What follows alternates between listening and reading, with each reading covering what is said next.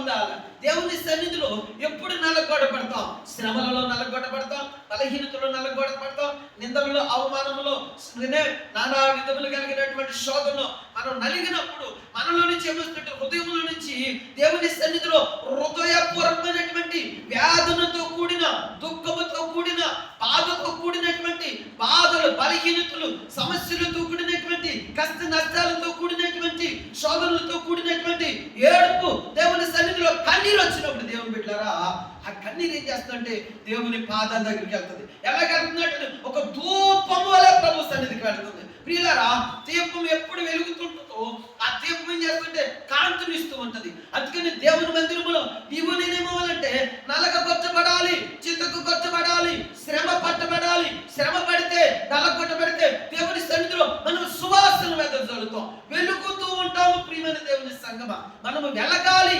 వెలుగునివ్వాలి అంటే దంచబడాలి. ఏమో చెప్పండి, మనము దంచబడాలి. ఎలాగ దంచబడాలంటే బాధలతో